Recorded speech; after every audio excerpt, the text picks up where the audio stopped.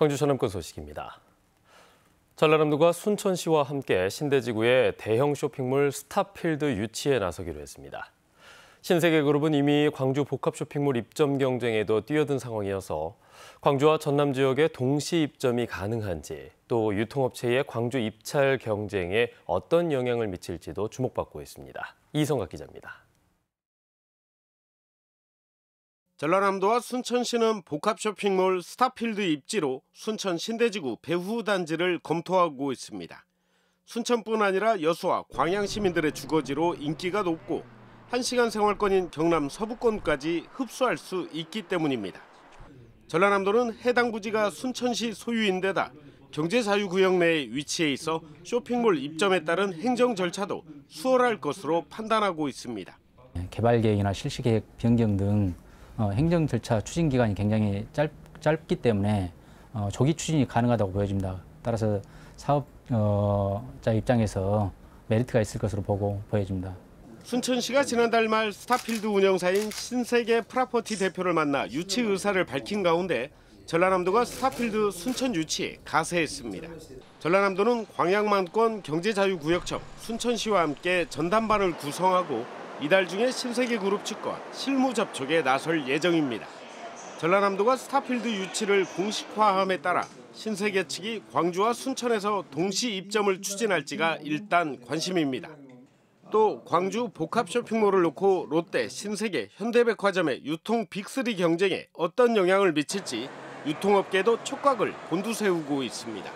KBS 뉴스 이성각입니다. 광주역 도시재생 국가혁신지구 사업이 속도를 낼 전망입니다.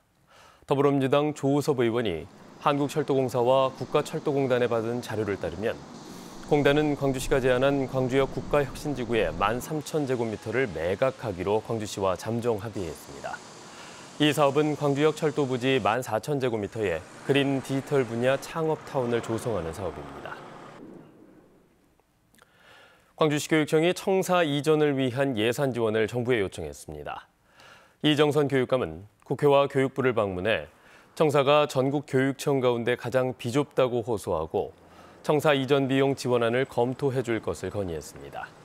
지난 1988년 지어진 광주교육청 청사는 당초 직원 142명을 기준으로 사무 공간이 계획됐으나 현재는 계획 인원의 3배 이상이 근무하고 있어서 공간 확보에 어려움을 겪고 있습니다.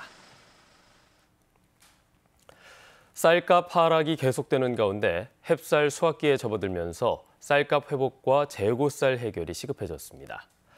전국의 광역도지사들은 정부 개입을 강력하게 요구하고 있고 국회는 관련법 개정에 속도를 내고 있습니다. 박지성 기자의 보도입니다. 노란색으로 변해가는 들녘의 가을 거지가 시작됐습니다. 1년을 기다린 반가운 시기지만 농민들은 웃을 수 없습니다. 본격적인 수확은 시작되지도 않았는데 조생벽 값이 이미 30% 넘게 떨어졌기 때문입니다. 수확량은 작년에 비해서 그렇게 크게 차이는 없는데요. 수확보다도 일단은 가격 차이가 너무 많다 보니까 솔직히 농사진 입장에서 너무 힘들죠. 80kg 기준으로 수확기인 지난해 10월 22만 원이 넘었던 쌀 가격은 이후 단 한 차례도 오르지 못하고 이달 16만 4,740원까지 추락했습니다. 하락폭만 보면 45년 만에 최대치입니다. 여기에 전국적으로 재고쌀이 전년 대비 2배 가까이 쌓였고 올해도 지난해 수준의 풍년이 예상되면서 쌀값 추가 하락은 불가피한 상황입니다.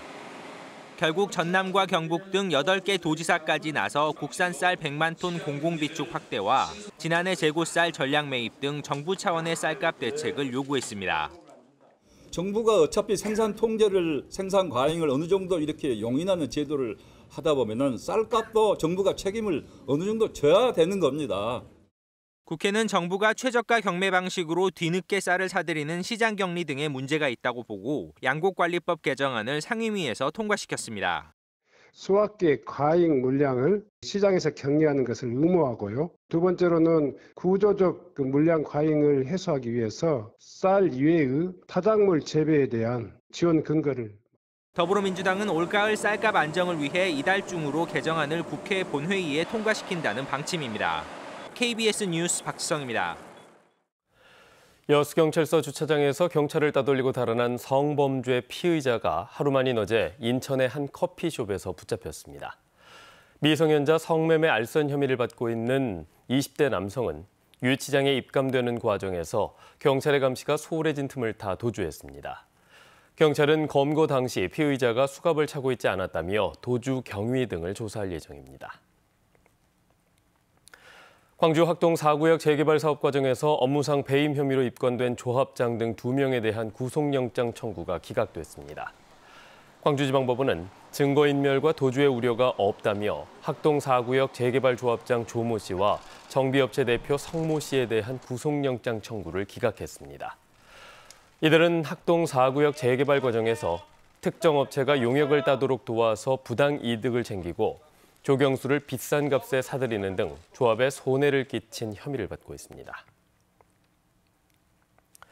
태양광과 풍력발전소가 늘면서 농지가 사라지고 갈등이 잇따르고 있다는 농어촌의 현실을 이틀에 걸쳐 전해드렸습니다. 이처럼 농어촌은 사실상 재생에너지 생산기지가 되고 있는데요. 정작 전기는 대도시에서 대부분 소비합니다. 결국 전기를 옮겨줄 송전탑과 변전소도 빠르게 늘고 있는데 이 피해 역시 농어촌의 몫으로 돌아가고 있습니다. 양창희 기자입니다.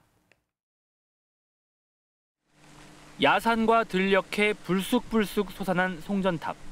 탑에서 탑으로 고압전선은 거미줄처럼 하늘을 가릅니다. 무안에만 송전탑이 140여 개, 앞으로도 100여 개가 더 들어섭니다. 이웃한 신안의 태양광 발전소가 우후죽순 들어서며 영광 한평 등으로 전기를 보낼 선로가 필요하기 때문입니다. 신안에서 나오는 전기를 왜 우리 무안군에서 책임지고 받아야 되냐? 왜 우리 무안군 불과 5개 마을에다가 이거를 떠맡기냐 이 말이에요.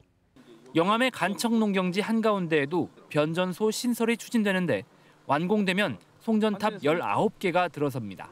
당연히 경관에서는 물론이고요. 그 밑에서 일을 하고 그 항공 방지라든지 이런 걸 해야 되는 주민들 입장에서는 불편함과 건강의 위협을. 2018년부터 3년간 전남의 태양광 풍력 발전 용량은 해마다 30에서 40%가량 증가해 전국 최다입니다. 하지만 전력 자급률은 184%. 지역에서 쓰고도 전기가 한참 남습니다. 수요가 많은 대도시 등으로 전기를 보내려면 송전탑과 변전소를 늘릴 수밖에 없습니다. 다른 농어촌 지역도 사정은 마찬가지여서 서울이나 광역시 등의 에너지 생산 기지가 되고 있습니다. 사라지는 염전과 농지, 잇따르는 공동체의 갈등, 곳곳에 세워지는 송전탑까지. 도시에 전기를 공급하기 위해 시골 마을이 시련을 겪고 있는 형국입니다.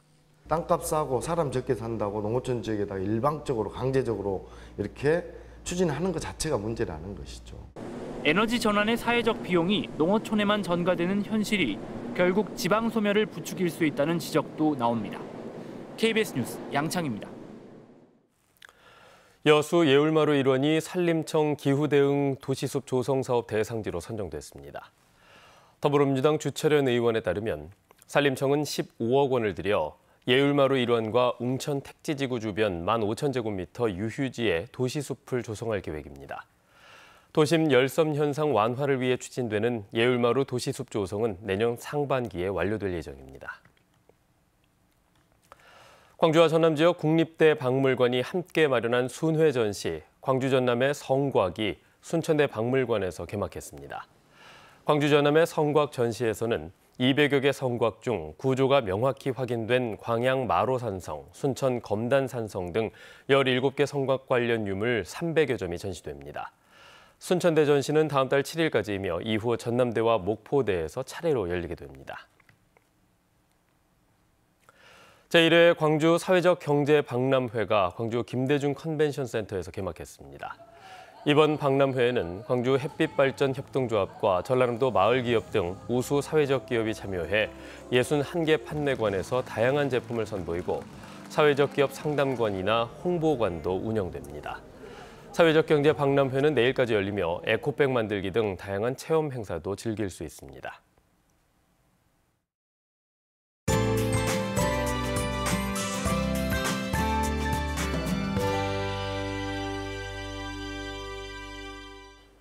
오늘 구름이 다소 많이 낀 가운데 서해안 지역으로는 비가 내리고 있습니다. 밤사이 빗줄기가 강해진 흑산도와 홍도에는 호우주의보가 발효되기도 했는데요.